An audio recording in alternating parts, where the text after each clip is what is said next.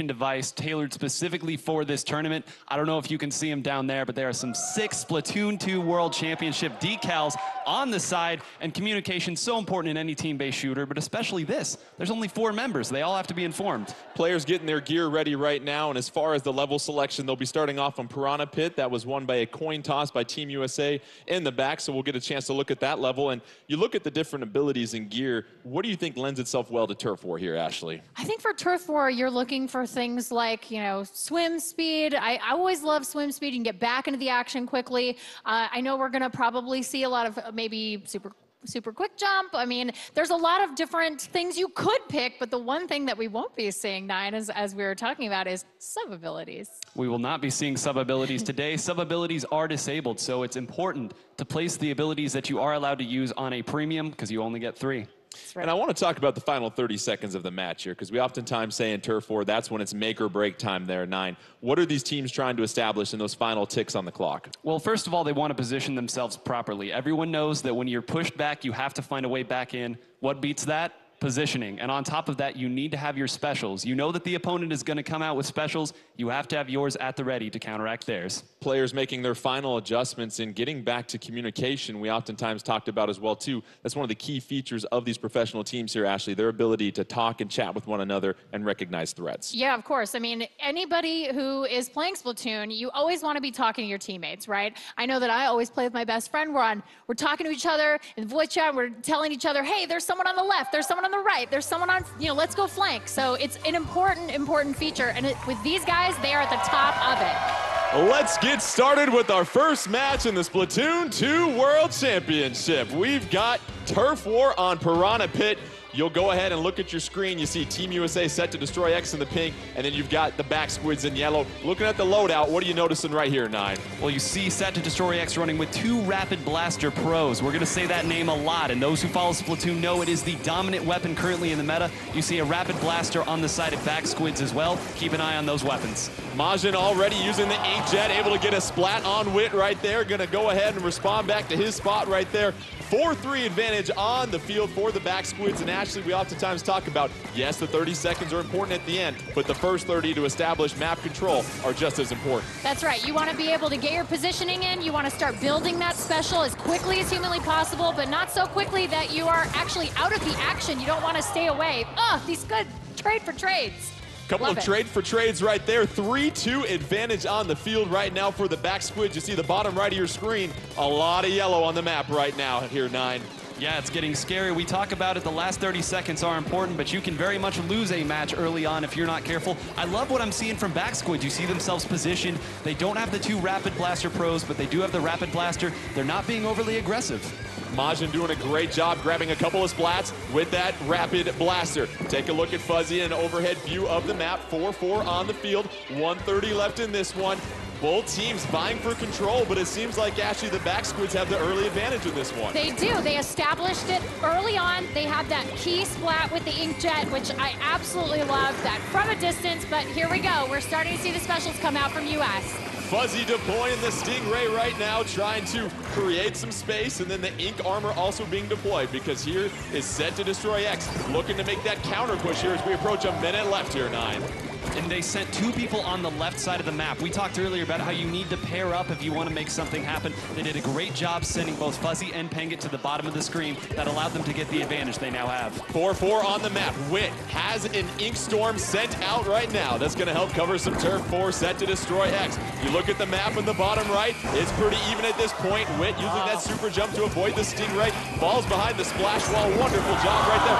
Oh, but another splat for splat. It's 2-1 though at this point here, Nine. Here's where set to destroy X can make their push. But if you are the back squids, this is when you got to hold things down. There's not going to be a lot of time for either side to build up their specials yet. It's all about holding on. You hear the crowd coming to a roar. Set to destroy X moving to the top of the screen. This is their play.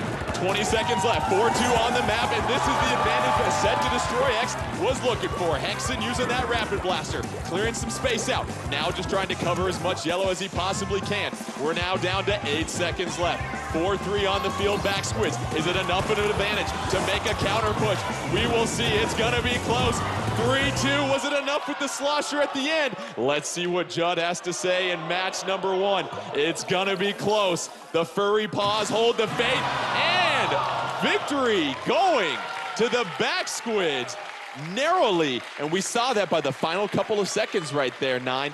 That 3-2 advantage that was established, and a couple scoops of the bucket with the slosher. Slightest of leads, but that's such a big map that it's hard to get to the other side. Even if you have the lead going into that, it's not safe. You have so much ground to cover. Set to Destroy X did a great job pushing back in without the use of their specials. You saw them put 3 people attacking one spot, but it was just the staggered trades here, trades there. Ultimately, it just wasn't enough. And Ashley, we saw it was really the back squids, their ability to establish map control early in this one. It seemed like it put Set to Destroy X on the defensive for most of the map.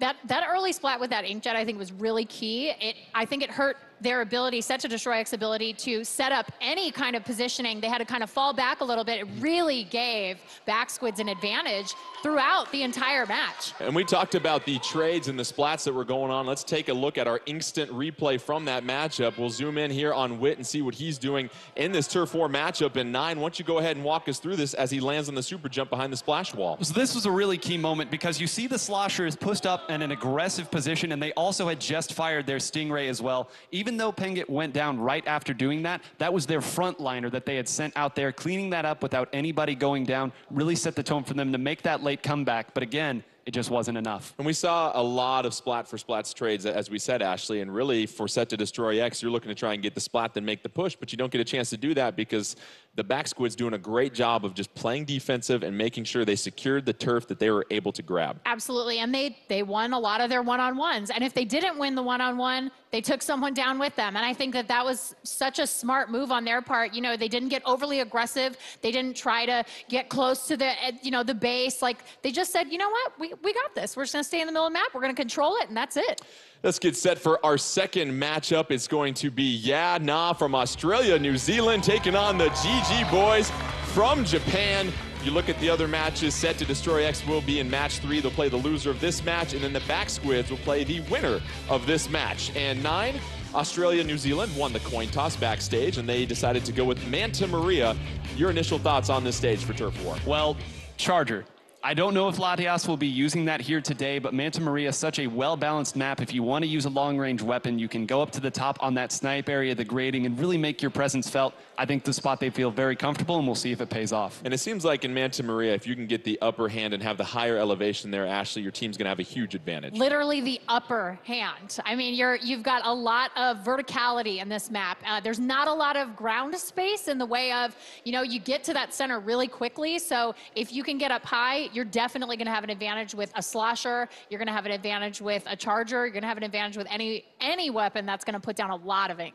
And 9, I want to discuss some more about these main abilities because, as we said, you don't get the chance to load up 12 quick swim speeds, basically, and be swimming all over the level. You've got to be very judicious about what abilities you choose. Right, and I think one of the most important abilities in the game right now is that quick respawn. It allows your frontliners, if they jump in to try to get back into the action, they get splatted, sent back to spawn. They're able to respawn very quickly, as it is called quick respawn, and they can jump back in and make their presence felt at sort of little to no risk. But because you're not able to stack that now, you've got to be a little more judicious with your jumps. About a minute away from getting started here, we've got the GG boys of Japan taking on Yeah Nah from Australia, New Zealand, and you look at the GG boys, and 9, we discussed they took out over 800 teams to qualify here for these World Championships. 800 teams down, 3 more to go. That is the game plan for them here, but it just shows how experienced they are. That was a live environment like this, lots of teams, a big crowd. This is not too big a stage for them. The lobby is basically set to go. We're just waiting for one more check mark, and then we can get started here. Turf War on Manta Maria. We've got the GG boys from Japan taking on Yeah Nah from Australia, New Zealand. And we remember last year, the Aussies came in and they had quite the upset in Turf War early on, Ashley. They indeed did. We saw a lot of great play from them. And honestly, I'm excited to see what's going to happen right now. Well, let's get it started. Match number 2, GG boys from Japan. You'll see them in the blue or purple ink, however you portray it. And then the green ink will represent Yeah Nah from Australia, New Zealand, and 9, give us the breakdown on the initial loadouts. Well, you're seeing 2 Dynamo rollers in the action right now. You would not have seen that a couple patches ago, but these are pretty similar compositions. Both sides using a lot of dualies here. Their long-range weapons are going to be the jumping point, but we already see one going down. Yamamichi with the nice splat using those dualies and that mobility that he has. And Ashley, a lot of times your ability to move around this stage is so critical to getting that advantage. That's right, and Yamamichi has the dualies, which enables him to roll. So he's able to get those double rolls in there, make sure he can get away from people, and again, win those one-on-ones and convert to ink on the ground. We've got an Inkjet versus a Stingray, as you see Latias up top with that heavy Splatling, getting a nice job with that Splatling right there. 2:15 left in this one, 4-3 advantage on the field for Yeah Nah. You see, their ability right now to use some of that range that they have here, 9, is giving them the early advantage. And another reason that range is so good on this map is because it's a long map. They're going to need to jump back into the action, as we see Yamamichi getting another great splat. Both sides are doing a great job of not getting locked out. There's been big moments, but they haven't let go. 4-4 on the map, 150 left. Make that 3-3 now, as we have a couple of splats right here. Latias using that Splatling on top of the grate in the middle of the pier here in Manta Maria, as she's trying to score her team a pivotal victory here in match number 2 of the Splatoon 2 World Championship. Overseeing a few things. You see FLC using that Dynamo Roller. Oh, but a 2-for-1 splat, courtesy of Yamamichi once again, 9. And they did a great job of moving in with the Stingray. Even if the Stingray isn't able to get the splats, it's a giant beam everyone's looking at that allowed them to push both of their dually players up and take that crucial position. Yamamichi just marinating in that toxic miss, and he don't even care right now, as it's 4-4 on the field. Both teams trying to seize control of the middle of the map. You now have 4-3 advantage for GG Boys, as FLC trying to rain it down with that Dynamo. Oh, Dynamo versus Dynamo, as Dynamon keeps him at bay. But here comes the Inkjet with about a minute left here. Ashley, what needs to happen with the final push? Well, I think Australia needs to get out there, and Yeah Nah has got to start converting some of these one-on-ones. They, you know, GG Boys are doing such a great job. They're being so aggressive. They're getting so far ahead that it's really hard for Australia to come around and flank. You see the Ink Storm on port side right now. 35 seconds left in 9. It looks like with the 3-2 advantage, this is an opportunity for the GG Boys to strike. It was, but you see all the frontliners went down just as we were saying that. The last one is Latias holding things down in the middle. She's not going to be able to do all the painting herself. They need to get in and get in quick. 18 seconds left. Ink armor deployed. Nice little overcoat for the GG Boys. Trying to get a few splats. Taiji unable to get the splat over there. You've got a 3-2 advantage on the field right now. 7 seconds left. Can GG Boys get the final push? Looks like they're able to get enough work done before the bell rang. Let's see what happens here as we go ahead and wrap up match number 2 between Japan and Australia, New Zealand. And the results are GG Boys with the victory, and they will move on to match 4 to take on the Back Squids. And so this was an example here, 9, of getting that final push with the last 30 seconds, and we saw that from the GG Boys. They got the numbers advantage, and those frontliners were able to advance. And the frontliner versus frontliner battle really was the story there at the end. We said Latias was stranded by herself. It's because too many 1v1 victories coming from the dualies of GG Boys, and sometimes that's just how it goes. And we saw Yamamichi with some big-time plays. Let's take a look at some of the action that was going on in this previous match. And you saw him with the dualies. And Ashley, a lot of times if you're one of those frontline players and you're the dualies, it's your job to go out there, get some ink out there, but also get some splats. That's right. I mean, Yamamichi is so aggressive. I love watching him with those dualies. He's absolutely fantastic. Look at the aim with his Inkjet. I mean, it was just so much fun to watch him get out there and get those splats. Well, as we get set for our 3rd match, we will have Yeah Nah from Australia, New Zealand, taking on Set to Destroy X from Team USA. And in order to determine the stage, our available stages left are Arowana Mall and Wahoo World. We will do a coin flip here in just a moment. And you will have Yeah Nah, since they traveled the furthest here and put the most miles on the airplane to get here, they will get a chance to call the coin. And then, of course, match 4, Back Squids versus the GG Boys will have the remaining stage at that point. And it was interesting because we were talking about the Piranha Pit decision for Set to Destroy X here, 9, and they went with Piranha Pit because you eliminated the Chargers in that level, but it wasn't able to work out for them. No, it wasn't. And whenever you have a strong long-range threat, you want to pick a map that allows you to encroach on that, some flanking lanes, things that you can just kind of put some pressure on there artificially without having to run up and get them. But like you said, didn't quite work out here, and we saw this matchup last year, too. Well, let's get set for our coin toss here. I believe we have our stagehand on stage set to go. We've got a couple of players for Set to Destroy X getting in the lobby here. Both sides of the coin were shown to Gabe. Gabe made his selection as far as which side will be chosen. And so obviously coin flips, very, very important when it comes to deciding a stage. It's been called. Nice catch. And it is The decision for Australia, New Zealand. They will get a chance to choose the stage. So will it be Arowana Mall or Wahoo World? And any thoughts on what they might be choosing here, Ashley, when you look at what they might be able to do? I mean, if Latias wants to run a Charger this time around. We'll see what happens. Yeah. We've got the decision. Gabe has talked to his teammates. Secrets are being shared.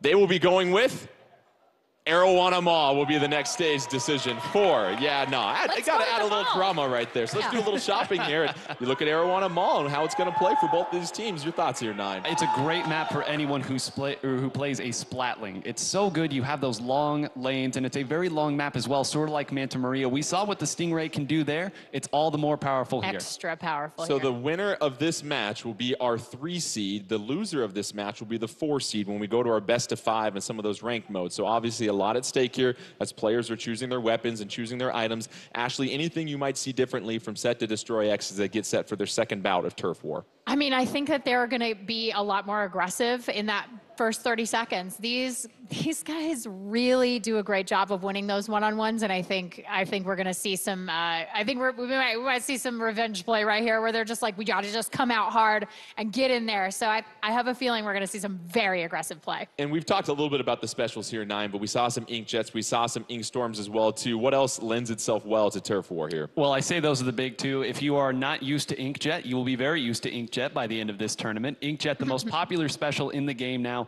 by a country mile. But I think we might see some Bomb Rush here. We know that one of the Rapid Blasters does have it. But ultimately, a lot of the popular picks right now do have those two specials. And obviously, those specials will play a huge role. We also saw a lot of Ink Armor going out there as well, too. Armor, yeah. And it seems like what we've seen in the first 2 matches is you want to establish stage control early, but once again, it always comes down to those final 30 seconds and making sure you can get that crucial number advantage. Yep. Let's get set for Turf War, Arowana Mall. We've got Yeah Nah from Australia, New Zealand, taking on Set to Destroy X from Team USA. Taking a look at the loadouts, and Nine, break it down for us here. Well, Set to Destroy X feels like it wasn't the composition that got to them last time. This is exactly what they ran, and it looks like the exact same comp here coming out as well from Yeah Nah. They like what they saw here. They just feel they need to execute. And obviously the middle part of the stage is going to play a huge role in this level. Those 2 ramps that meet up to the middle, being able to control and have the high ground here will be a necessity, as we already see Latias with the Stingray.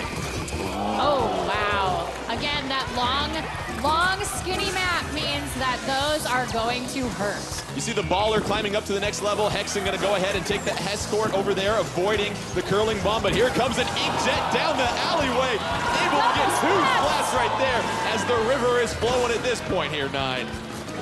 Yeah, River, that was a really precarious position. Beautiful. If they lost that closed area, it was all going to be rough for them. River being able to get those 2 not only keeps it even, it gives them an advantage. 4-4 on the field, 2 minutes into this one. You look at the bottom right-hand corner of your screen, and you see the slight advantage right now at this point going to Yeah Nah. But both teams fighting for control of that middle area. We see Kyo using that slosher right now, trying to gain an advantage. Misses the splat right there.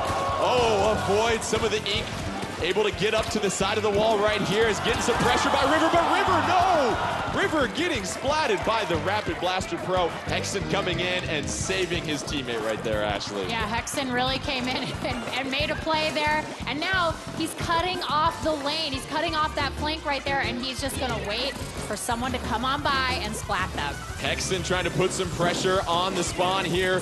Meanwhile, using that splash wall to provide some protection right now, keep some of the Yeah Nah teammates at bay. Here comes Kyo to provide some backup. That sprinkler popping in. And then you see the squid beacon as well. Oh, Kyo with the splat from up above with the slosher, trying to avoid some of that ink raining down. Has the baller ready to go and gonna ride that all the way up to the ramp. About a minute left here, 4-4 on the field. Kyo trying to be as economical as possible with that baller. And both teams doing a great job here, Nine, of staying alive in the final minute. Yep, this is where it all comes down to. They have 2 Rapid Pros like we've mentioned, so it's going to be very difficult for them to climb that mountain. FLC getting a critical splat right there. That's going to give them at least a little bit of breathing room, but this center is filled with members of Set to Destroy X. FLC putting in work right now. Gets splatted, but took out a couple of members of Set to Destroy X. Both teams is going to come down to the middle ground at the top of both ramps here. And Ashley, now it's a 4-2 advantage for Set to Destroy. In the last 20 seconds, you can't go down 2 squids. It's really tough to come back from that, and you can see US set to destroy X, putting down tons of ink in the last 10 seconds. Here comes that push from Set to Destroy X. All 4 members on the field. Latias trying to do all that she can. Gets a splat right there, but might not be enough time left as we take a look at the final results, and it seems like Set to Destroy X was able to do what they needed to do at the end of this matchup. And there you have it, 60.4 to 33.2. And the execution by Set to Destroy X, especially at the end, they weren't discouraged when we saw FLC get a couple of critical splats with that roller. And it's because they knew that the jumps were coming back in. When one of them goes down, when you have a double Rapid Blaster Pro composition, you know that if they come up the middle, they're going to take a lot of chip damage in doing so. You can safely jump in. You saw the wall, using that to allow the team to come up. Just great coordinated play. And what we saw also was the ability to continue to apply that pressure, Ashley. And then finally, as we continue to talk about, it's been the theme of Turf War, getting a couple splats at the end to just even give you the 1 or 2 squid advantage. And then there comes that push, and you don't leave the other team enough time to make a comeback. Yeah, I mean, if you splat 1 squid, that's maybe a swing of about 2 to 5%, right, in the last even just 10 seconds, depending on what weapon you're using. It might even be more than that. I mean, you could get up to, with 2 people down on the opposing team, you could look at a 15 to 20% swing really quickly. Well, let's take a look back at a couple of critical plays in that match. And Nine, why don't you walk us through what we're seeing right here? Well, things really started to go downhill for Yana when they lost this closed. And that's why earlier I mentioned it was so important that River was able to win this battle, because it really set the tone for the early part of the game. They were not able to make Lightning strike twice, however, not able to defend it that second time. And then Hexen up top here going against River, gets the splat on River as the Inkjet is deployed. And you know how it is. If you can go ahead and cut into someone special like that, that is a huge momentum turner. Right, and they spend so much time trying to build it up. And that was right after FLC had gotten those 2 awesome splats. If let's see, if Hexen had gone down in that situation, it really would have set the tone for the pushback from Yana, but able to get the splat that was necessary at that point really kind of shut things down. So Set to Destroy X will take the 3rd seed. Yana will be the 4th seed as we get set for the semifinals, but we still need to determine who's going to be the 1st and 2nd seed, and we have the Back Squids taking on the GG Boys. The Back Squids with a flawless executed game plan against Set to Destroy X in Piranha Pit. You look at this next map here, Wahoo World, that they will be on. Your thoughts on that map here? This is the map that both teams have the least amount of time with. And so I think that there is some real potential for an upset. So I'm looking forward to seeing how each team kind of handles that map, because it is a little bit different than the other maps that we've kind of played so far. It is a little bit different, and to your point of it being so new, I think these teams are maybe going to go with some safer compositional picks here. They might not go for the, you know, maybe putting Dynamo at a certain position. I know the Dynamon, of course, very good with the Dynamo roller. It's in his name.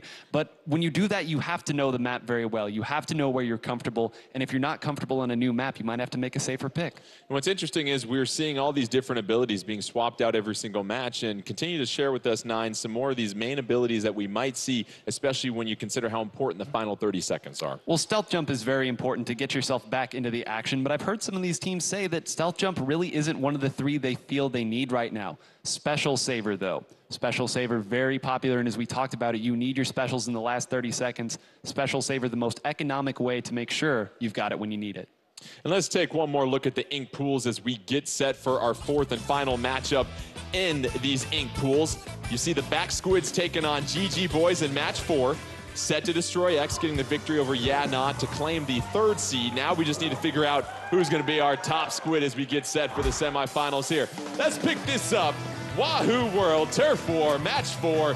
You've got in the blue/purple ink the Back Squids from Europe, and then the GG Boys from Japan in the orange. And what is it about the middle of this map that is so interesting here, Nine? Well, it's so interesting because you know you have to push forward and take it, but as we're seeing right now, Dynamon kind of just able to box him out here with this Rapid Blaster, but going to have to deal with Echo Stingray here doing the exact same thing. Echo deploying the Stingray, 4-4 on the field, just 30 seconds into this one. And Ashley, what's interesting is this middle platform, you can't necessarily swim right up it because there's a huge uninkable wall, as you see Dynamon with a nice splat in the Rapid Blaster. The ink-proof locations in this map make it very interesting because that creates very specific lanes, and it makes these teams know exactly where their opponents are going to be coming from. A lot of orange on the map in this one as the GG Boys take early control of Wahoo World. 2 minutes left in this one, and Yamamichi using that inkjet and a lot of territory he's gobbling up right here, Nine.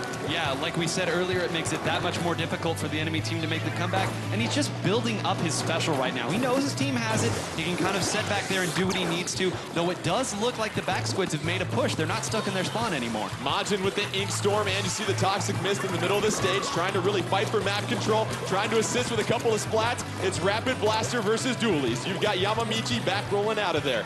1:30 left in this one. Yamamichi with an inkjet ready to go. Going to throw out a couple of curling bombs and pave the way. Yamamichi trying to avoid damage right now. Moving along the map on the top cylinder. Has that special.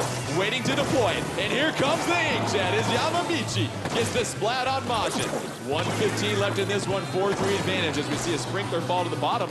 And GG boys here, Ashley, unable to really make that significant push as we see another splat for splat exchange. However, Taiji staying alive. Yeah, I mean, you see these one-on-ones, and they all, I really love watching them move, because they all move so unconventionally as they're getting around the map. You don't see them taking the traditional walkways in Wahoo World that your regular tourist squids would do.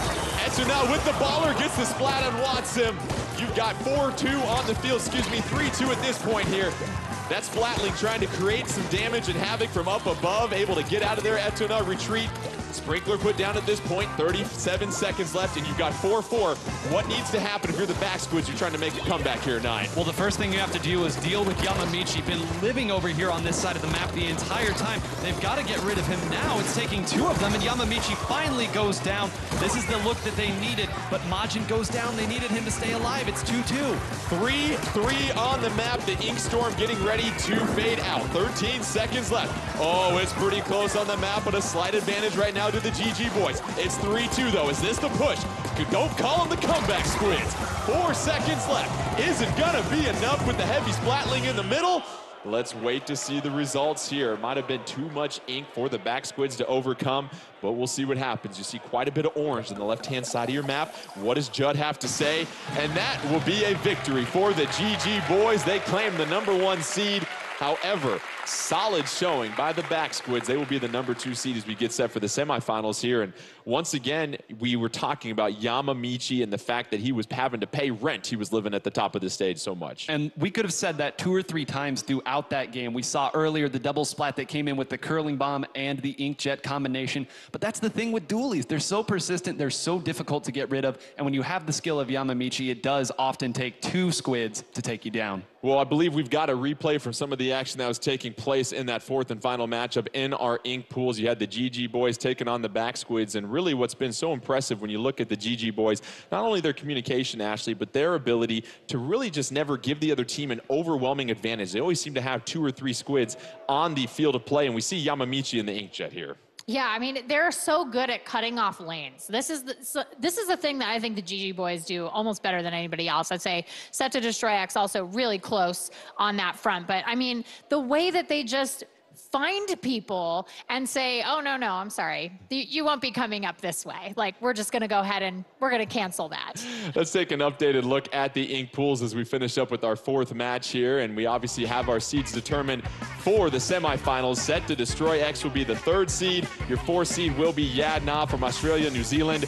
The back squids representing Europe, it will be your #2 seed. And the GG boys from Japan, winning both of their matches in the ink pools, will be victorious. And we take a look at the semifinal brackets. It'll be the 1 seed versus the 4 seed. GG boys taking on Na in a best-of-5, and then you'll have the back squids facing off against Set to Destroy X. And now we get to some of the ranked modes here, 9, and what changes as we get away from Turf War into some more of these strategic game modes. Well, almost everything changes, to be honest with you here. The one big thing is in this mode, if you make a big push early on, no matter what mode it is, you get to keep those points. It's not a situation where you take a big lead at the beginning and it just goes away. If you're able to make the big push and play defense, you more often than not find yourself winning. Well, you see the map that we have here for the 5 potential games. Splat zones, Clam Blitz, Tower Control, Rainmaker, and then Tower Control if game 4 and 5 are necessary.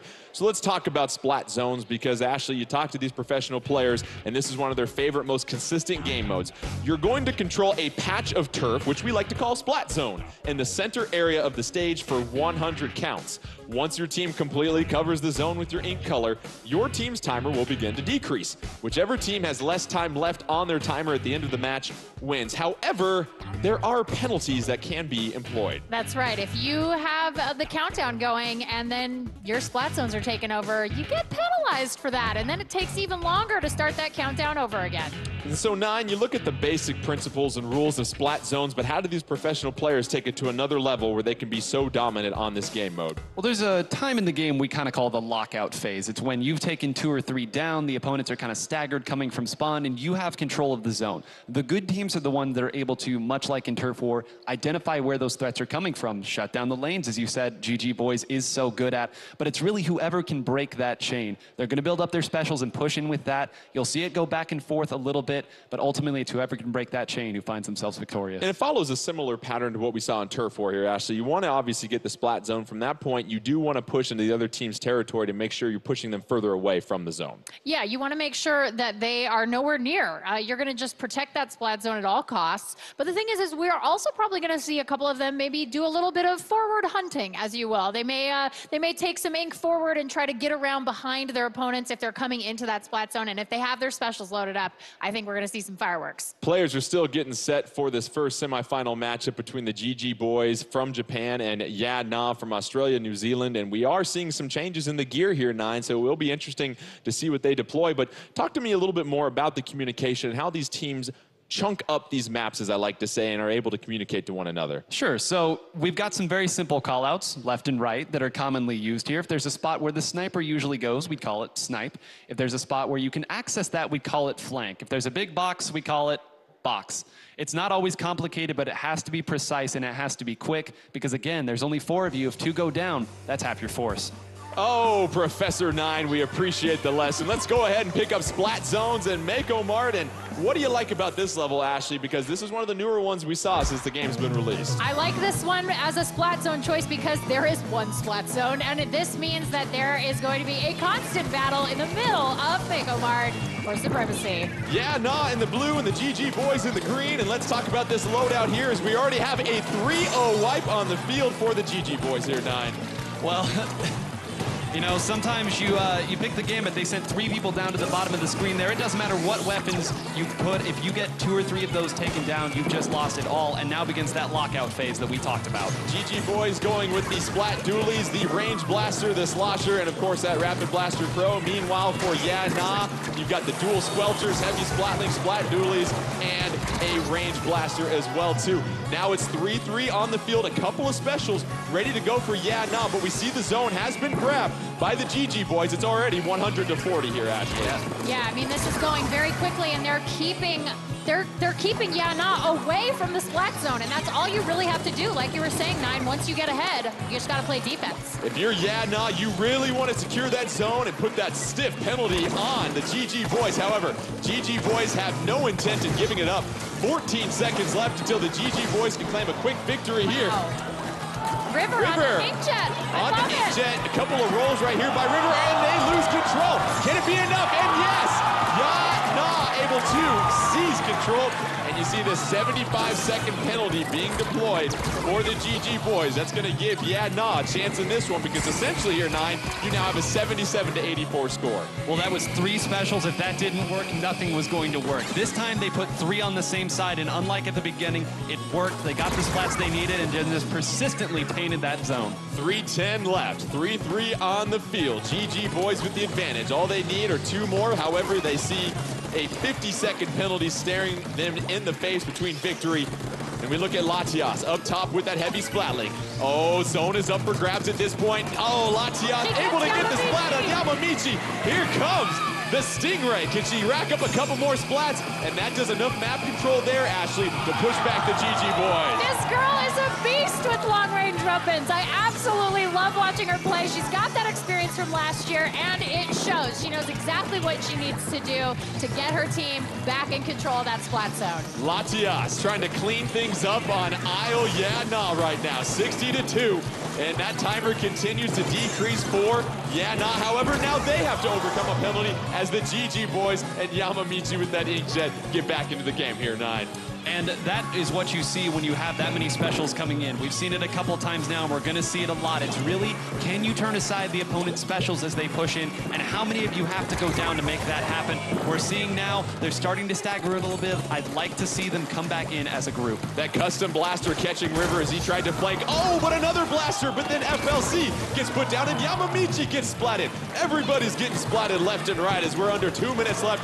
3-1 advantage, GG boys. However, a couple of Nos bombs already. That auto bomb gonna add more damage at the end, and it's gonna be game for the GG boys as they clean things up on Mako Mart here, Ashley. You know, one of the things that I noticed that the GG boys were doing was every time one of their teammates would get splatted, one of them would go hide behind that ink-proof pad in the middle of the cross that was the splat zone so that they could jump in really quickly with cover and then get right back into it. Game one going to the GG boys, and we talk about this game mode here, Nine. It's one of the most difficult ones to mount a comeback in because once you secure that splat zone, not only do you have map control, but now you're scoring and you're forcing the other team just to gain map control before they can even go after the objective. Right, and that's the great point, because the objective is map control. And we talk about map control, how important it is here. It's a little bit more important than all the other parts of the map that you can take, but it's also really not. You have to find a way to get to it, because if you get too predictable, you're just going to get snuffed out. Let's get set for our second game in this first semifinal matchup between the GG boys from Japan and Na from Australia, New Zealand, and it will be Clam Blitz. And you take a look at this game mode, one of the most recent ones added here, Nine. You're going to toss clams into the enemy basket. First team to score 100 points wins. You can find clams scattered around the stage. If you round up 10 clams, you create a power clam.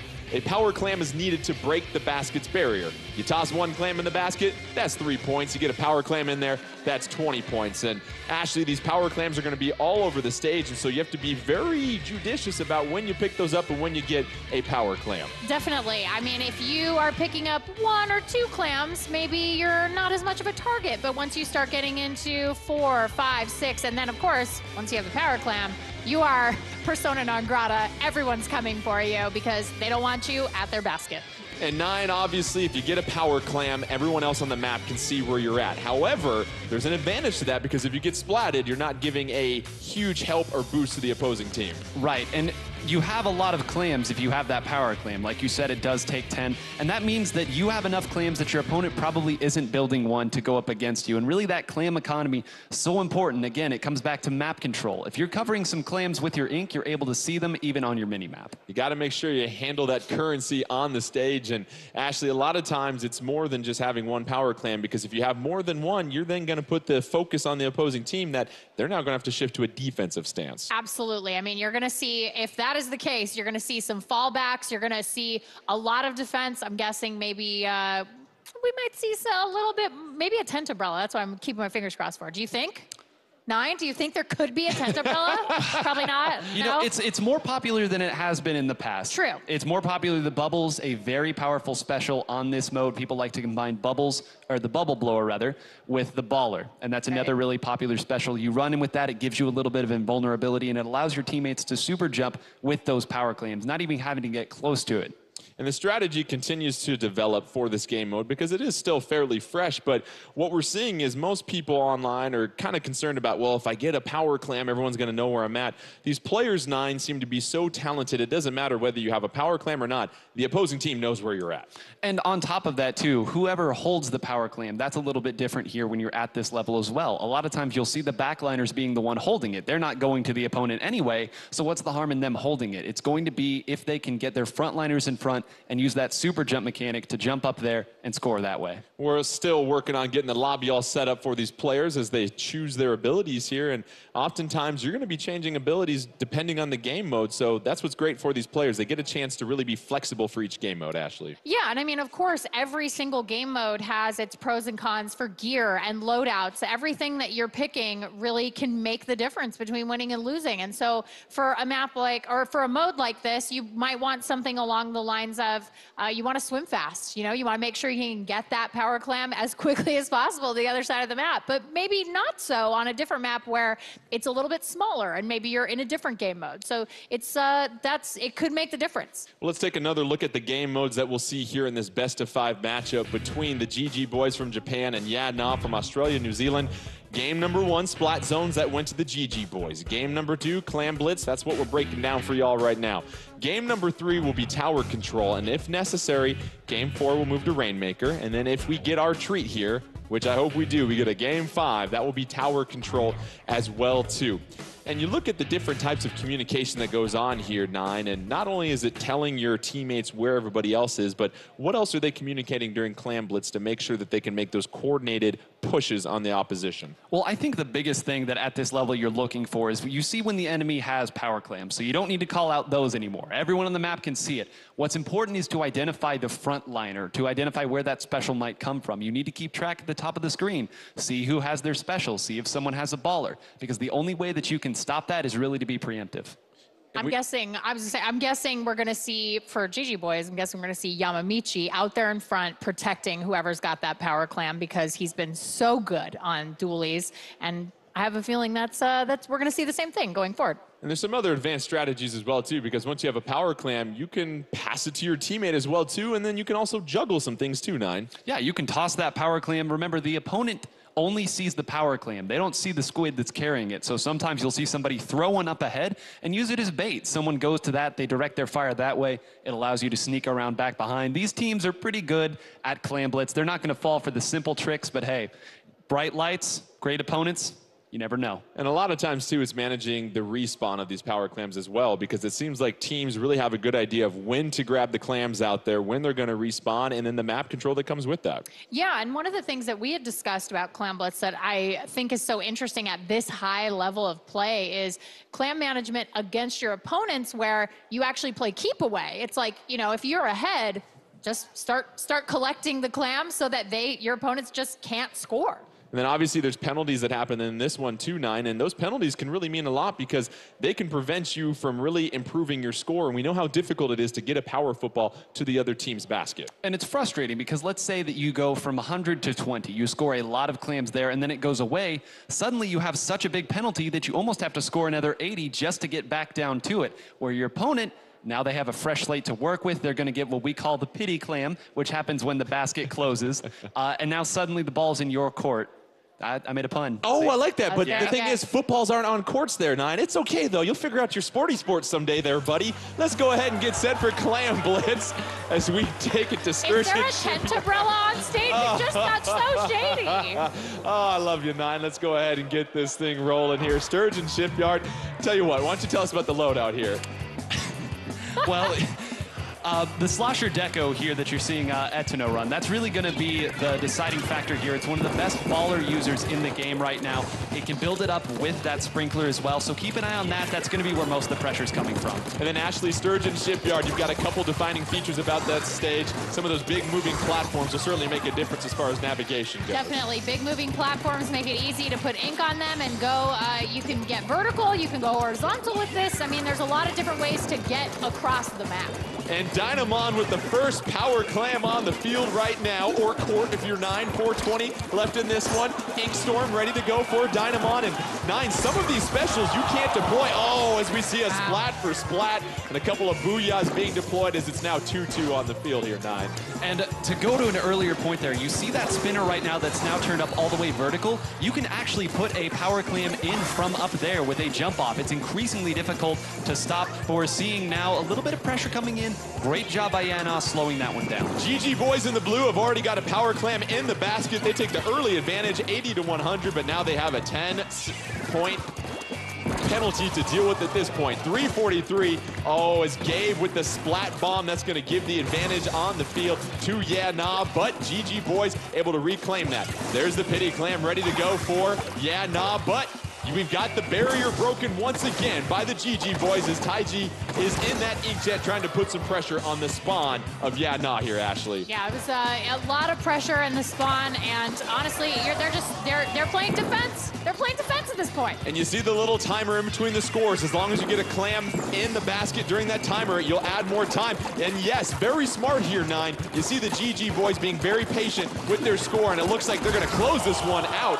And the GG boys So so patient. How about the management of the timer on the basket that we saw there, Nine? Yeah, and knowing when it turns around and when it's almost there, you can just open it up right there, saying we're going to take every second we can, because they sent somebody back to collect more clams in the middle. They do spawn on a timer, and they do spawn in small pods of 4. You have to be able to identify where that is. But like you said, great job managing that timer. GG boys get the KO against Yeah Nah from Australia, and they jump out to a 2-0 advantage here in the semifinals. And it looks like they just had no issues whatsoever controlling the map in that addition of Clam Bliss that we saw there, Ashley. Yeah, definitely not. I mean, Dynamon had the power clamp for a little while there, and that's, like we were saying, you know, the back line can carry that, and you still have these great offensive players out there up front just absolutely rolling on people, just taking control of everything that's going on and making easy lanes for a score. Let's get set for our third game, which will be tower control, and a lot of people very familiar with this game mode here, Nine. And let's take a look at the basic rules here. You're going to ride the tower into the enemy's base. The tower moves automatically on a set path once a player is on it.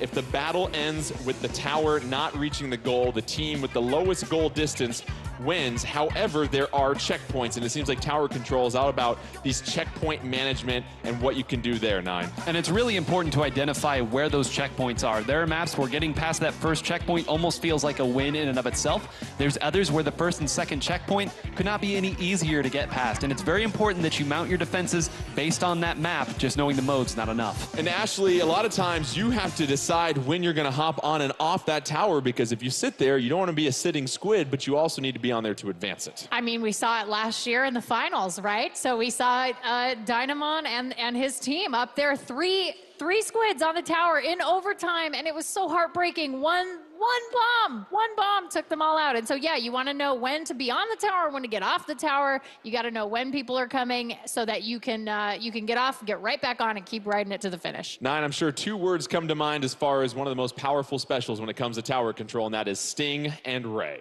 Not as powerful as it once was, but when you have a nice, slow-moving tower that you know everybody's going to be on, it's going to be there. It's going to be an easy shot for you. We call it the GG Ray for a reason. Tower control on Snapper Canal. Let's pick this one up. You've got in the purple, you've got the GG boys taking on Yeah Nah in the green. Yeah Nah trying to avoid the 3-0 sweep. GG boys trying to make it a quick trip to the finals tomorrow. And we see Dynamon with the heavy splatling here, Nine. Yep, switching back to it, and of course it does have that Stingray like we talked about, but this map especially is one that lends itself to your backliner riding the tower and being a big threat the entire time. It's just a very scary map to play on. GG boys already grabbed the tower, and they're moving in on the first checkpoint, and they're making some serious ground early into this one. 4-4 on the map, make that 4-3 as Yeah Nah is able to eliminate one of the GG boys, but the tower continues to move, and here we are, Ashley, almost to the second checkpoint. But what we were talking about, you see Yeah Nah able to push GG boys off that tower. Oh, and a trade right there. That was very, you know what? I think that Australia, Yeah Nah will take that trade because you don't want Yamamichi on the map. Gabe doing some fine work right here, getting a couple of splats in a row and deploying the Ink Storm. Gabe trying to avoid those curling bombs. Gabe dodge rolling a couple of times, but not enough. As you see, the splat takes out Gabe, and now it's 4-1 on the field for the GG boys. They have the numbers advantage.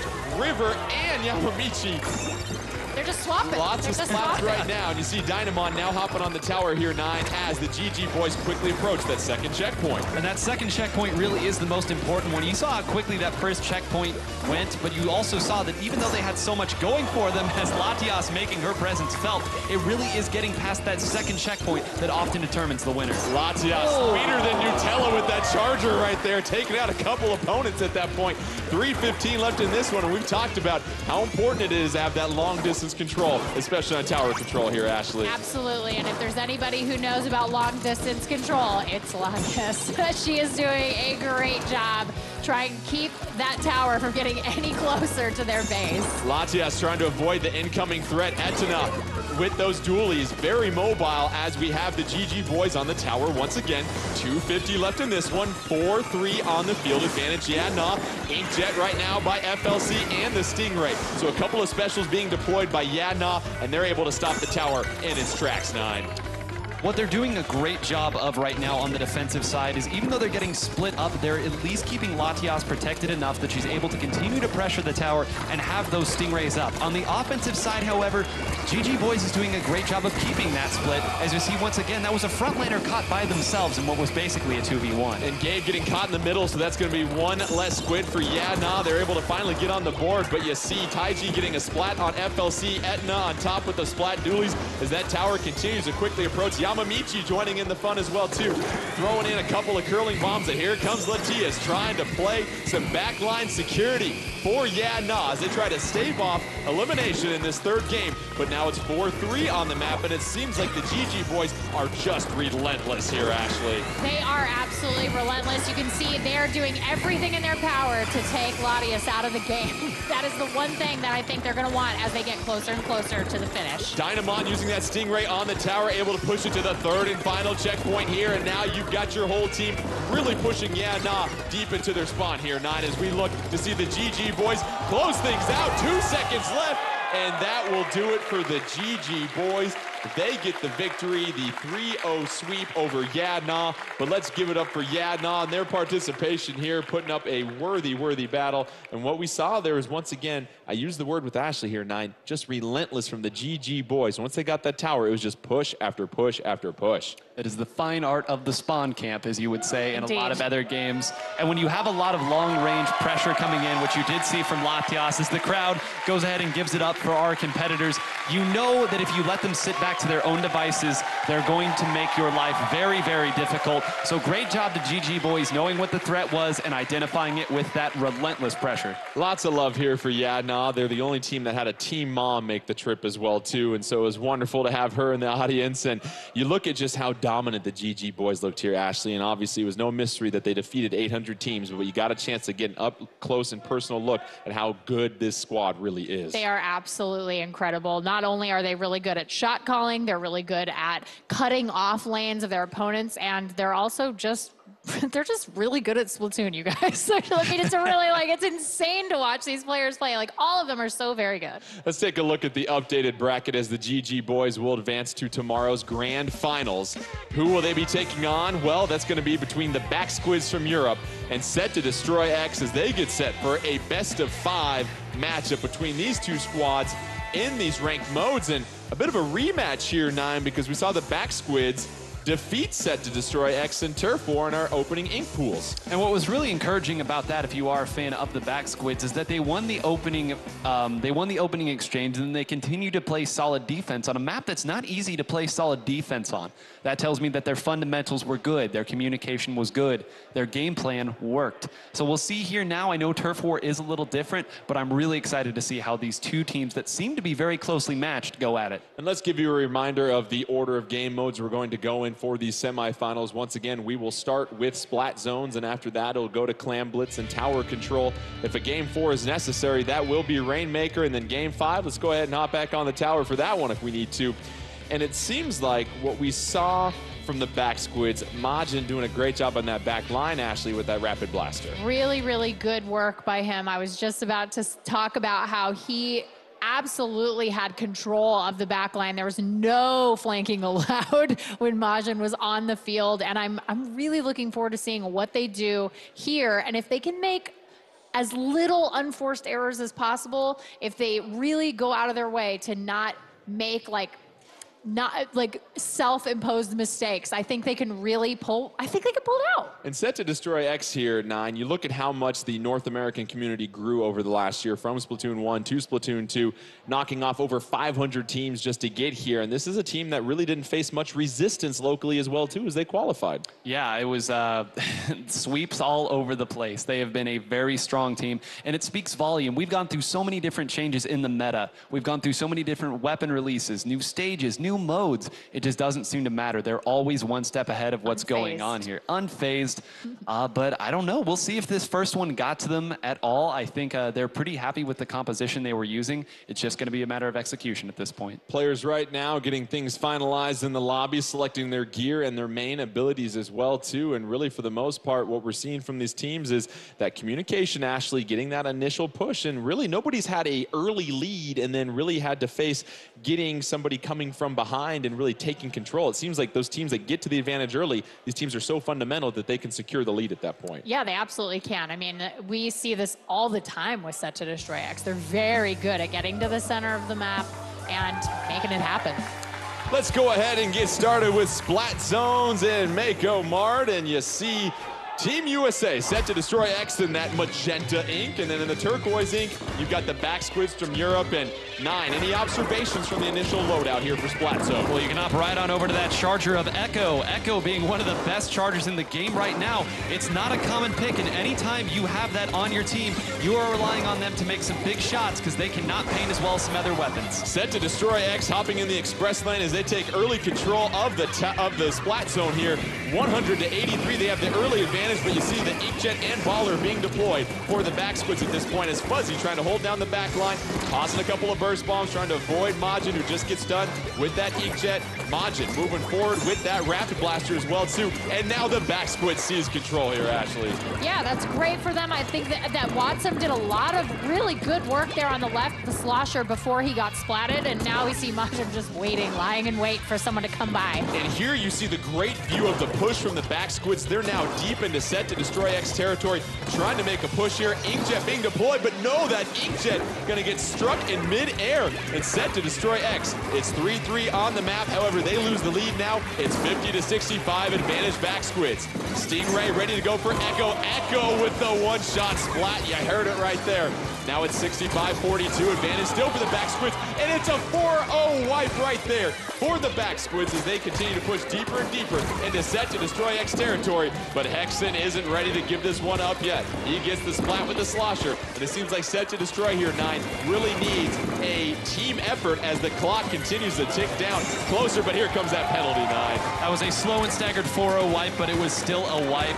And man, you talk about clutch. They did not have a lot of specials to work with there. They did just enough, but you're seeing already they're starting to lose the zone again. They're going to have to be careful. Might we see a comeback here in Splat Zones? And really, it seems like Echo with that charger here, Ashley, doing a great job of controlling the map. Excellent job of lane control, and also really he's going to be the guy who's shot calling. He's going to be able to see who's coming in. He's going to say, hey, Hexen left, you know, everybody left, right, up, down.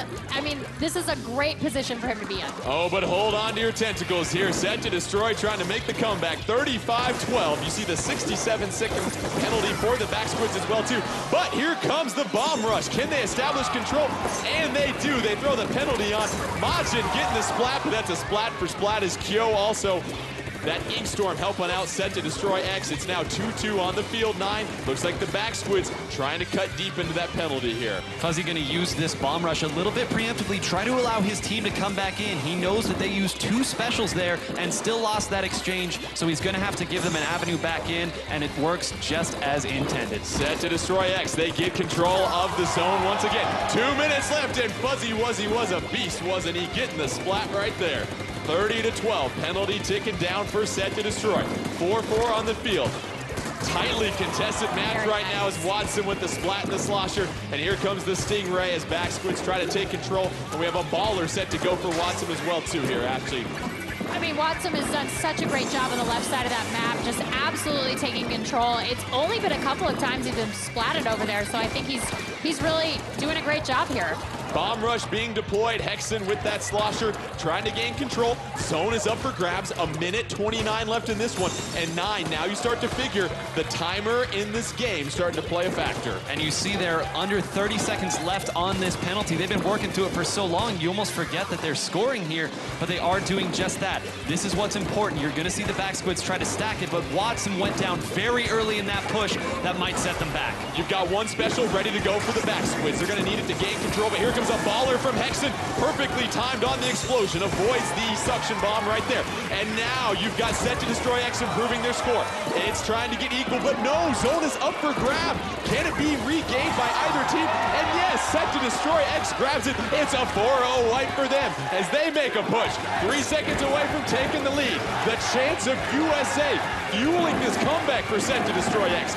3 seconds left. Will they do it? And yes, we see our first comeback in Splat Zones, and Set to destroy X Ashley using that 4-0 wipe at the perfect moment to take control of this game. I mean, it really is. It's a matter of seconds before things can change. And I honestly think Backsquids were doing a really good job of controlling Set to Destroy X, keeping them out of that splat zone, but it just wasn't enough. And honestly, Hexen's shot calling really, I think, made the difference here. It was great for them to, whenever you have an opponent pushing at you with 3 specials, almost every time we saw that zone flip all the way back. It was a back and forth endeavor. But we talked about it. Who can break that cycle? Who can break that chain? You have to identify where those specials are coming from very quick. That's exactly what they did. And once the 3 specials didn't flip it back the other way, you kind of got the sense that STDX had it. Well, let's take a look at a couple key turning points in this matchup. And you were talking about it right there, Nine. The use of the specials. And what are we seeing here? A minute left. It looked like this is really when Set to Destroy X took control of everything.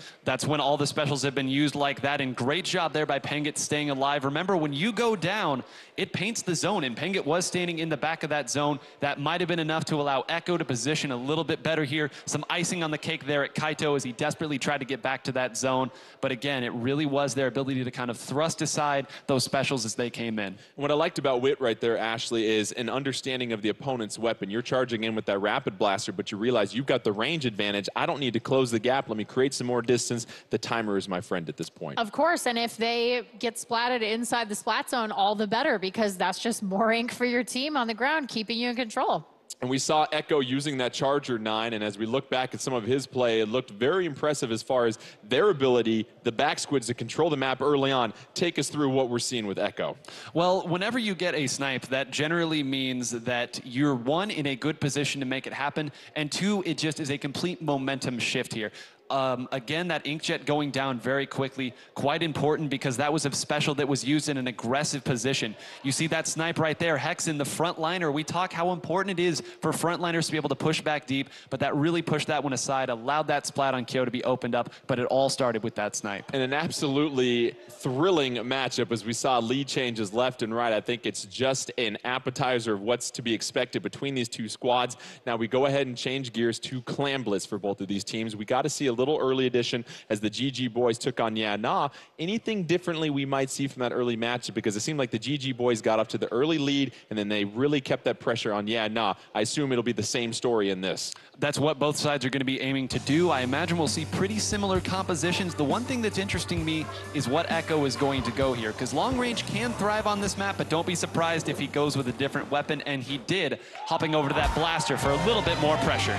Let's get things started on Sturgeon Shipyard Clamblitz. You've got in the turquoise the Backsquids of Europe, and then in the orange, you're going to be going with Set to Destroy X. They've got a 1-game lead on the Backsquids. Oh, 3-1 already.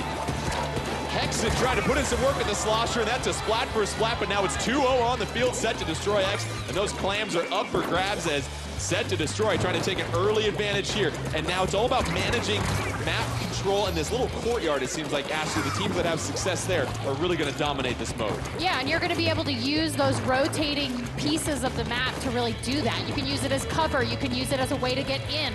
Like Nine was saying, you can score from there. So these rotating pieces of the map are going to be so key for these 2 teams. An inkjet ready to go for Kaito. Neither team with a power claim at this point. Oh, but the splat in mid-air by Kyo. And that's a splat for a splat you'll take all day, Nine, when you take out a special, especially the inkjet. And it also gave them a 3-1 lead as Pengit going to get another trade, but again, they're in an aggressive position. Not all trades are created equal here. You see they're going to the top to try to slow it down, and Kaito getting an important splat right there. Another trade. Both sides are trying to establish control of this lower area before they make their big push, but neither side is giving it away for free. Kyo and Hexen going down, and right now we just have a lot of splats exchanging sides. No team able to really put any pressure on with a power clam, and that just goes to show you how evenly matched these 2 teams seem to be early on in this semifinal. Oh, Majin putting in work once again with that Rapid Blaster Pro. And you've got a special in the Baller being deployed, and then an Inkstorm, as it seems like momentum starting to shift here, Ashley. I mean, yeah, this is a really good chance. You've got the Inkstorm coming in. It's going to slow down STDX. It's going to enable EU Backsquids to get in there and hopefully score some goals. Majin's got a couple of clams away from a power clam, and that's the first one that breaks the barrier, and now it's open. It's all about tossing those clams in, but great defensive push here, Nine. And So there's something, so we talked about that penny clam earlier. You don't have to build up any clams to do so. They're gonna charge in here as quickly as they can because they got that 4-0 wipe. If they're able to take out these frontliners right here, which it looks like they were able to get a couple of them here, this lead might go away instantly. Watson, you see, exchanging the spot right there. Here comes Witt with the football, trying to find an open basket, but Witt unable to avoid the ink and gets caught. Custom Blaster getting the splat right there. 65-100 advantage right now for the back squids. 2:30 left in Clam Blitz as we've got Set to Destroy X with the 1-game lead. Here comes the splat bomb. Echo doing a fine job of avoiding that. Still peppering the area with some ink. Gonna take out that sprinkler. No, thank you. I don't need to waste any ink there.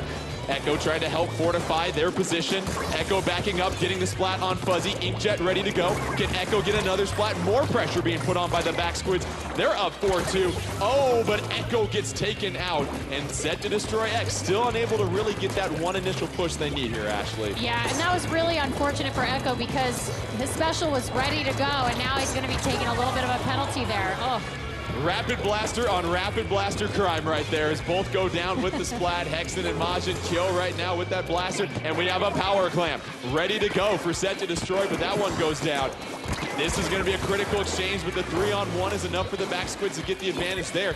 And now 1:30 into play. We talked about that timer here, 9. Here comes the baller. This is what we see all the time, although it looks like they were able to snuff out the carrier there. What happens is oftentimes if you defend that, you can't always break the baller, but you can at least take down the carrier, and Watson making a presence felt right now. Watson putting a couple of splats in his bucket. It's all Watson. You better remember the name, and here comes the baller in their base. Can he do enough damage? No, the baller gets eliminated, and the defensive pressure once again, but the barrier is broken by the back squids, and they're continuing to build their lead against Set to Destroy X as we have a minute left. It's 50-100 back squids, and Watson really paving a way to help give the advantage to the back squids here, Ashley. Yeah, there's still a lot happening over here. Unfortunately, Echo didn't quite make it through that inkjet, but it looks like hopefully SDDX is looking to make a really big push here in the last 40 seconds. 40 seconds left, as you said, 100-50, and if you are Set to Destroy X, you've got a power clamp in possession. However, you're down 4-2, 4-2 on the field right now, 9. 4-2, and those were their two frontliners as well. Kyo has not been as effective with that custom blaster as we would like to see running in, and it speaks volumes of the way that Majin is playing as that rotating back line. He has the longest range on the team, and he's using that to shut down those lanes on the left and right side.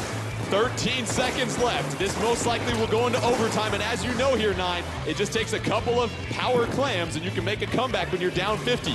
Is there going to be enough time and enough clams on the field for Set to Destroy to have to come back? And that is it. The back squids holding things down on Clam Blitz. We saw a couple of those aggressive pushes, and you see the emotion on their faces and the communication. This is a team that came here with high hopes, and they are delivering early on, 9. And in a mode like Clam Blitz, so often we say Clam Blitz is the most volatile, but that was just fundamentals winning over and over, knowing how to push up and being able to identify Penget, who had an incredible game there on that Rapid Blaster Pro. You have to be able to move them if you're going to make any pushes. Great job to them all around. And you see the emotion from the back squids. Let's look at that tear that Watson went on early in this one to help build the advantage for the back squids. You see a minute 30 left, and 9, go ahead and walk us through this sloshing action we're going to see. Well, it started off screen. You see there at the left side that the carrier of that power clam had already went down, so that baller was kind of a moot point. Watson, knows that he can rush up. That baller is no longer a threat. It's not heading his way,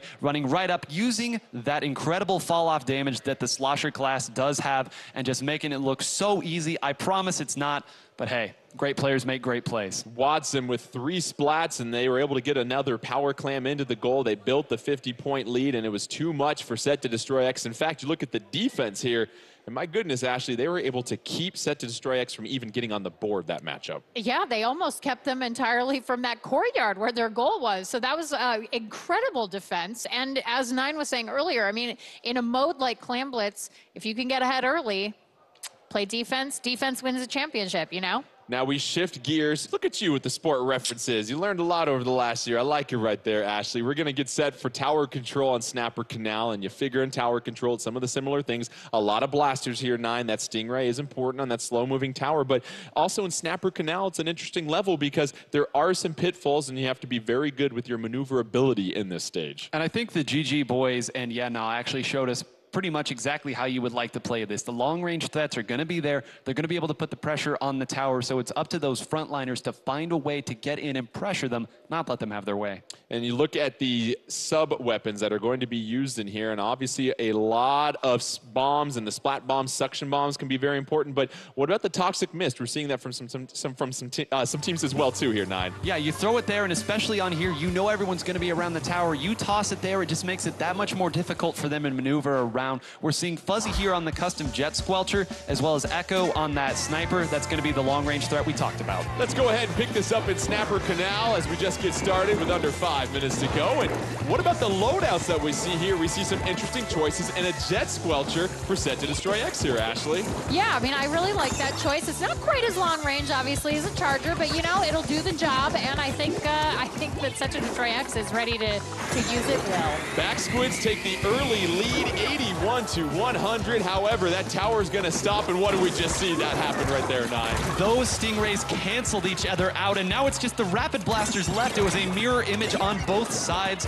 It was so important that both sides try to get that other Stingray down. Again, in this current patch, you can't use Stingray from the invincible spawn, as you saw right there. Echo making the presence felt again. 4:10 left in this one. 3-1 on the field for the Back Squids. They've got the early advantage, 77 to 100. Both teams have taken the game from each other, as we see once again the Back Squids hopping on the tower, and now they're starting to cut into that first checkpoint, doing a great job of really applying that long-range pressure once again, Ashley. However, Fuzzy really leading the charge for all 4 Set to Destroy X players as they get the wipe.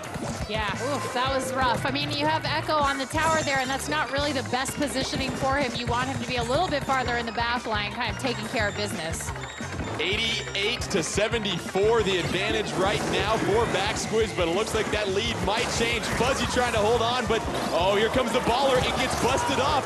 Oh, and that is critical right there, Nine. The ability to get through that first checkpoint is going to make things much easier for Set to Destroy X as they continue to face off against the Back Squids. And Hexen using that baller on tower to stay alive allowed the rest of the team to come back just in time. You're seeing another jump out happen here already. They know that they're going to have to do a better job mounting this defense. They can't trickle into it.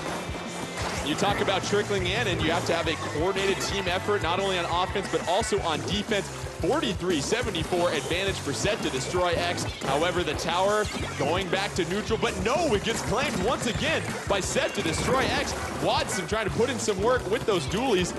Clearing some space right here at this point. Retreating, reading his opponent. Able to move around, gets the splat on Kyo. How about the footwork? Watson once again trying to get another splat, avoiding the damage from the slosher. Watson, you can't stop him. You can only hope to contain him, Nine.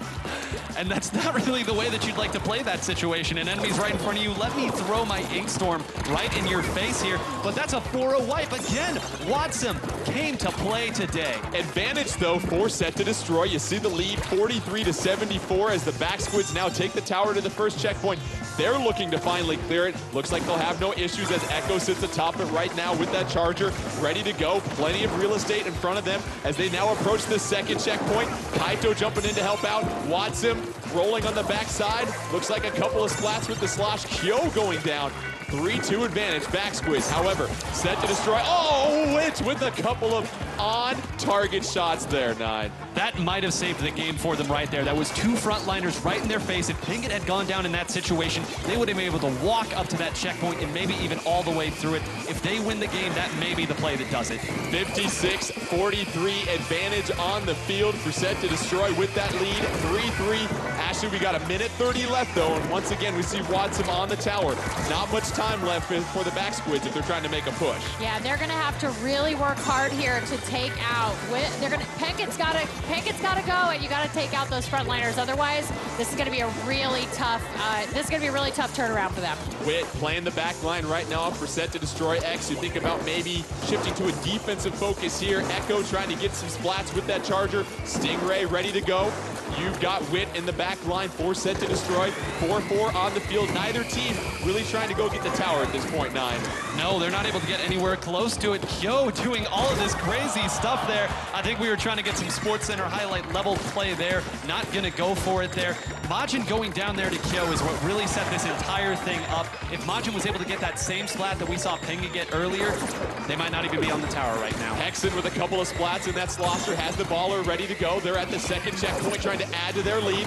You see the Toxic Mist trying to decrease that, and no, baller unable to be used, but a couple of critical splats. It's now 2-1 on the field back, Squids. You got about 20 seconds left, and Ashley, you got to be perfect if you want to make the comeback at this point. You do. I think that double splat hurt my heart a little bit, Nine. I watched that happen, but I hope that they can jump on this tower here and get going. 4-3 on the field, 8 seconds left. Can Set to Destroy hold on strong. If you're the back, Squids, you got to hop on the tower at this point to force overtime. Majin on there, trying to force overtime. Here comes a couple of more back, Squids. Toxic Mist ready to go. Oh, but the defensive stance by Set to Destroy X. They're able to respond and take back another game. They now have the 2-1 advantage here, Nine. Just enough defense there, held it on, knowing that at the very end, you just need to put a tiny piece of your body on that tower, and the game registers it as going the other way. But man, that was a lot closer than the final score indicated. It really was, and that's what we're seeing from both of these teams here, Ashley, is the fact that it's that initial push, but you aren't having much luck securing the game at that point. These other teams are making great comebacks, and what we saw from Set to Destroy X, just enough pressure late in the game to keep the back Squids from mounting a comeback. Absolutely, and I think there was some really good special management in about the last minute or so of the game. They really took their time, made wise decisions on when to utilize those specials, and of course, if you happen to have, I don't know, if you happen to have your special right at the end there and you can shoot it right at the tower, all the better. And I'm glad that you mentioned that, because there kind of becomes a game of cat and mouse in that situation. You look up, you see that your opponent has the Stingray, and you having your Stingray says, okay, I can't fire this first, because if they shoot that Stingray at the tower, it's going to take me down. I have to be there ready to counter. And Wit obviously putting in some major work for Set to Destroy X. And what did we see right there, Nine, as far as one of those critical points in this match? We saw two frontliners in the perfect position to steal that tower back and make a big push. And we saw a mid to back line player making a better play against all odds. Well, let's get set for Game 4 in this semifinal matchup. It'll be our first look at Rainmaker in this Splatoon 2 World Championship. And let's break down what this is going to be all about. For those of you not familiar with it, you carry a mystical missile launcher called the Rainmaker to a pedestal in the enemy base. The Rainmaker is initially located in the center of the stage and is protected by a barrier. If the battle ends without a KO, the team with the lowest goal distance will win. And Ashley, you talk about a game that takes a lot of communication. You look at Rainmaker and everything that can happen with it. That's right. I mean, you really have to be talking to your opponents, especially the designated Rainmaker carrier. It needs to know exactly where everybody else is and how they can help propel their team to victory. And Nine, map knowledge is always very important no matter what game mode, but it seems like in Rainmaker, every map is going to have an obvious route for the Rainmaker, but there's also that one little detour you can make where you can really take out a large chunk of your score. And shot calling so important here. When you pick up that Rainmaker, you have to know then and there, we're going this way, we're going left, we're going right up the middle, we're taking this path, that path, because if you hesitate, the opponent gains special meter when you are holding the Rainmaker. You know if you take too long, they're going to throw as many specials as they can, and everyone on the map can see that Rainmaker. Players in the lobby making their final adjustments as we get set for Rainmaker. Game 4, Set to Destroy X taking on the back Squids. What's at stake? Well, Set to Destroy X is victorious. They will face off against the GG boys in our grand finals tomorrow. Back Squids trying to force a Game 5 and extend this semifinal matchup. Kelp Dome Rainmaker. So Nine, this is one of those interesting maps where if you want to really get an advantage with that Rainmaker, you're going to have to go over a lot of area that you can't ink. Well, I hear the people in the crowd cheering. One of the most notable games of Splatoon ever played was on this exact map in mode. The score went from 11 to 7 to 5. It's a very difficult path that you have to take right through the middle, but when all those specials are concentrating in the same area, you never know what's going to happen. You've got Set to Destroy X in the green, taking on the back Squids in the blue or purple. How you see it. And Fuzzy going down, but then Kaito getting splatted as well, too, as Echo rolling with the heavy splatling here. And Ashley, nobody's really grabbed that Rainmaker quite yet. You want to be careful when you get your hand in the cookie jar. Yeah, absolutely. I mean, you can see Echo being a little bit more conservative because obviously you don't want to be a heavy splatling down, especially on this map. 4:15 left in this one, and it's 3-1 on the field back Squids. You figure figure this is the time to grab that Rainmaker and make a little push. And they've got it in their possession. You've got an Inkstorm and a Baller being deployed as well too. And that's that communication we've talked about here, 9. And you see Backsquids really trying to have a coordinated effort as Majin hanging out in the back with a little bit of protection and that Rainmaker. Gonna opt to use that Stingray now, and there's the counter Stingray. We talked about the cat and mouse game that gets played there. Kyo had just enough time to respawn. I know he went down there, but this is a much better look, though they are 3 down.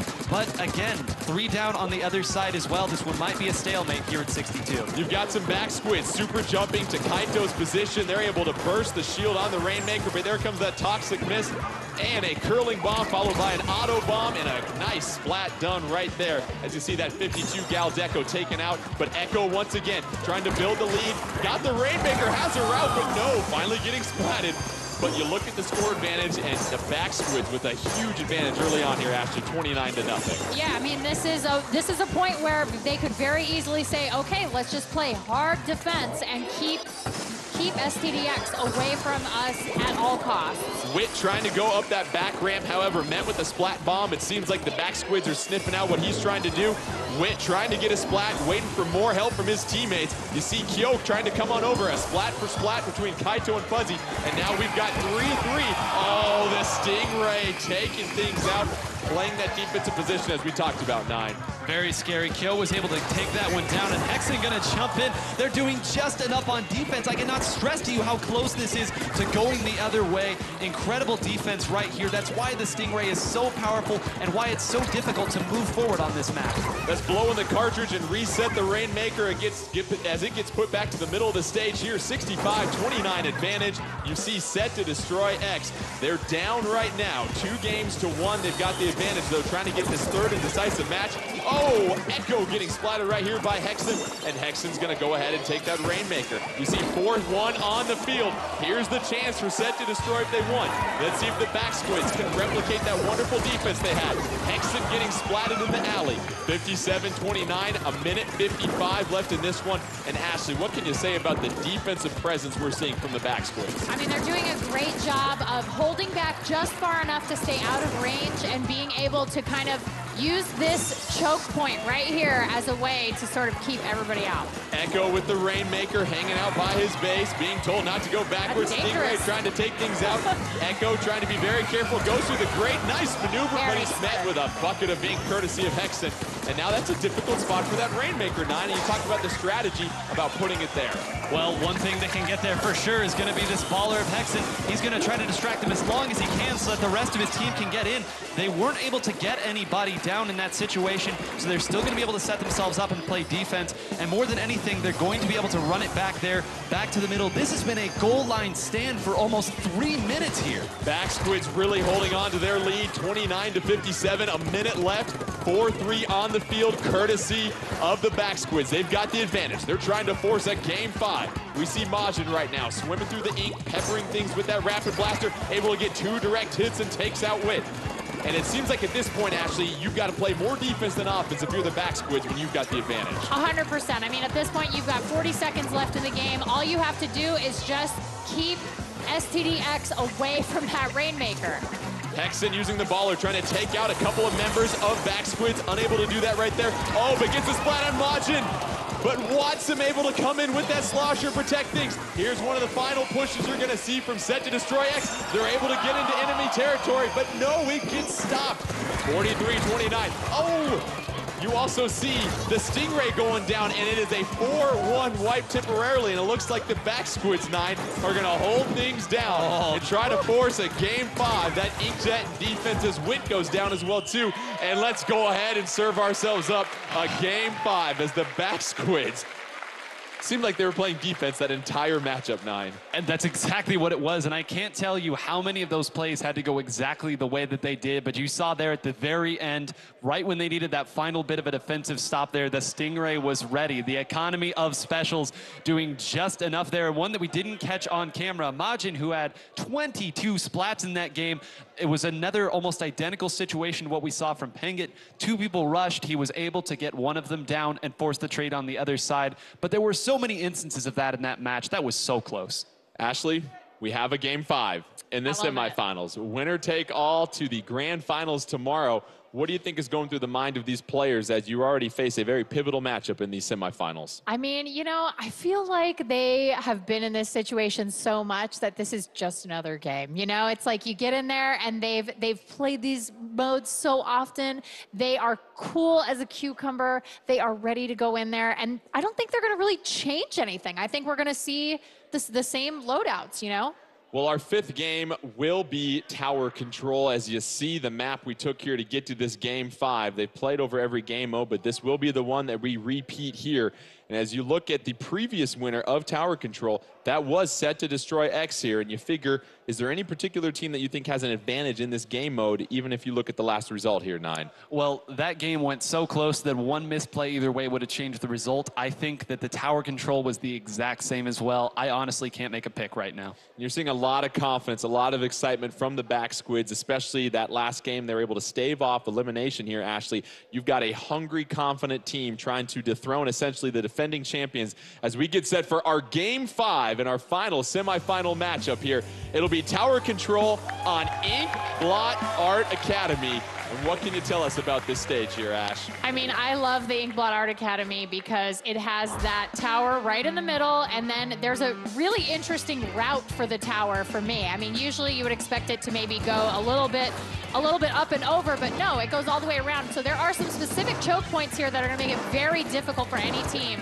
to finish tower control. And 9, we see Echo bringing out that charger in this matchup. 3-2 on the map, and it's going to be the back squids in purple taking the early lead as they go ahead and take the tower to the first checkpoint. And you see already Echo has that Stingray built up. If a Stingray goes and aims at the tower, he's going to be able to do something about it with a Stingray of his own. The pressure is coming in. Great job to both Hexen and Kyo, kind of pincering that one and shutting it down. That first checkpoint always goes quick. That second checkpoint is the one we're going to be looking for. Wit getting a couple of splats right here. Keep an eye on him as we have, Wit once again serving up splats left and right. 100-70 early advantage for Set to destroy X as they face the deficit, but they're back on the tower now. Back squid's going to have to play a little bit more of that famed defense that we've seen so far in these semifinals. 3-2 on the map. You overlook things, but now it's 4-1-9, and here's where Set to destroy X can try to seize the lead. And look at how far Kyo has been pushed up there on that. You also see Peng get all the way pushed up. Fuzzy's back here on the tower, but all the pressure is back there. The backliners are not going to be able to make their presence felt. They're starting to trickle in. This one might go all the way. Wit paving the way for Fuzzy in that tower as they get to the second checkpoint. A Stingray being deployed. 2-2 as we see a couple of members of Set to destroy X go down, but his buddies are going to come and join him on the tower. Fuzzy hopping off the tower, gets the splat. But Echo with the snipe, and that's going to go ahead and clear things out, and it looks like you got a defensive stance by the back squids. However, Ashley, Set to destroy X. The damage is done. They took the lead. Indeed. I mean, and now it's going to take them even longer to just get to the middle of the map, which means they're just going to have to face off right in the center before they can make any progress. Here come the back squids, though. They've got 2 specials charged up and all 4 of their players on the map. Set to destroy. They got to get a couple of specials ready to go if they want to play some defense. Tower getting reset, though. Stingray ready for Echo. Is Echo going to sit on the tower and use it? We've got a couple of members for Set to destroy X with the higher ground. Echo hopping off the tower as they get set to approach the second checkpoint.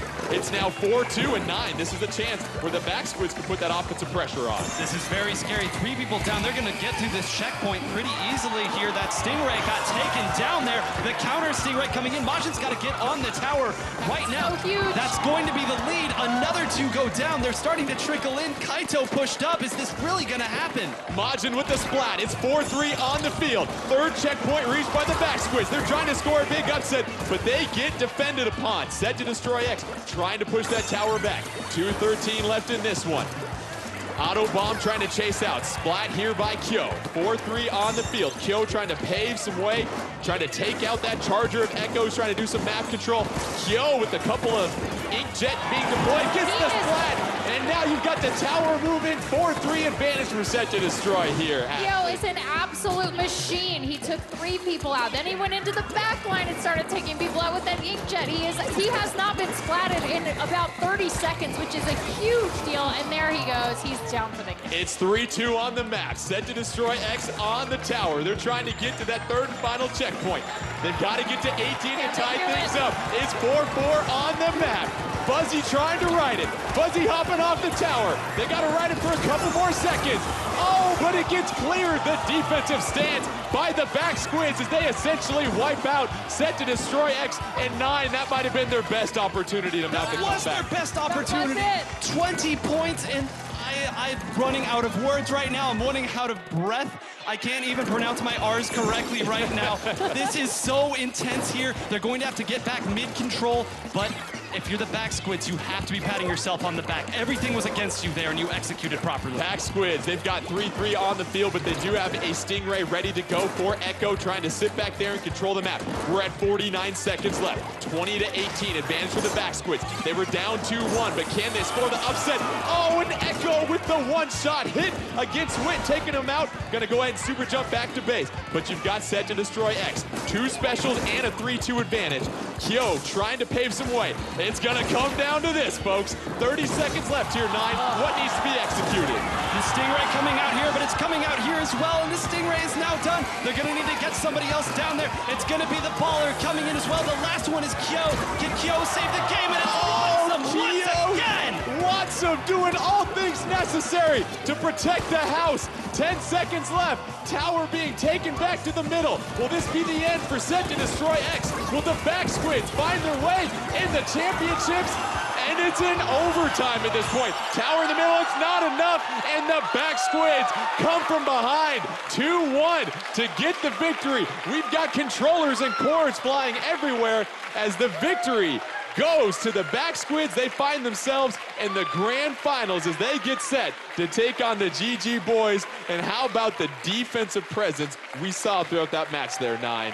Clutch. That is the one word. I could say so many words right now, but clutch is the only one. I mean, you see it right here, the emotion coming out from the back squids there, knowing how very close that was, how many times they had to execute perfectly, and they did just enough to get those wins. They weren't pretty, but they still go in the win column. And Ashley, we try to catch our breath here from everything we just saw. How about that moment when you thought Set to Destroy X was going to overcome and take the lead, but you get the perfect defensive stance? And what else can you say about Watsum and what he was able to do? Watsum on that slosher was an absolute beast. I mean, that was just great play by him. And again, with them having so much experience at this level, it enabled them to not panic. When they were just 2 beats away from getting the lead, they kept their calm, they did their job, and that let them win. And you see the joy and the emotion. How about a round of applause for Set to Destroy X? Some very exciting games that we had here. But 9, let's take a look at a couple of replays that really decided this match. And you talk about back and forth and 2 teams that were really playing on an equal level throughout this entire semifinal. What are we seeing here as we almost saw the lead change? Well, exactly that. We almost saw the lead change here once again. Set to Destroy X did everything right. Hexen pushed up with that baller, but you saw there the Inkjet come in, did just enough to push the baller back that gave them enough room to push up there as they wanted to. Watsum came in and cleaned up right there at the end. Kyo almost single-handedly brought that game back for them, put them in that great spot, but again, great players make great plays. And when it's a game that's like that, you just can't identify one play. Competitive greatness, bringing your best when your best is needed, and Watsum and the back squids able to do that. They will find themselves in the finals against the GG boys. But let's go ahead and bring out the rest of our other teams that participated today, and the man himself, Mr. Nogami.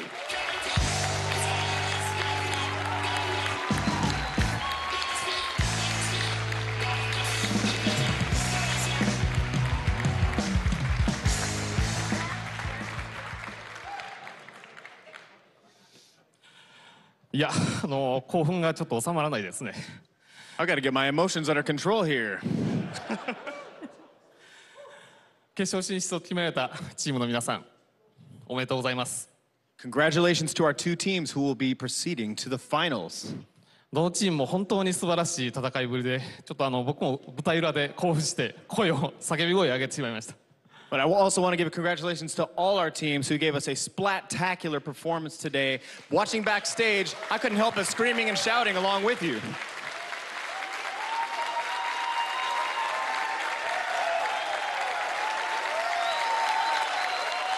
ありがとうございます。サンキュー。会場の皆さんや、あとインターネットで中継をご覧になっている皆さん、本当に応援ありがとうございました。Thank you, everybody here watching in the theater, for all your support, as well as all of you watching online at home. 皆さんの声援がきっと選手たちに勇気を与えたんじゃないかと思います。I'm sure it was your cheers of support that spurred our players on and gave them the bravery they needed to complete their task. 明日はいよいよ決勝戦です。Tomorrow, we are facing the grand finals. 明日も楽しみにしてください。そして応援をお願いします。We hope you're looking forward to it, and we're looking forward to your continued support. Thank you very much. See you tomorrow. Let's give it up one more time for all of our teams and Mr. Nogami. The grand finals, you can catch that at 1 p.m. tomorrow. We will have the GG boys from Japan taking on the Back Squids from Europe. For myself, Ashley, and Nine, thank you so much again for joining us. Don't forget all the action tomorrow. Until then, stay tuned in to Nintendo Direct and Treehouse Live for more great Nintendo content all this week. The Splatoon 2 World Championship Grand Finals tomorrow at 1 p.m. here at the Belasco Theater in Los Angeles. We'll see you then.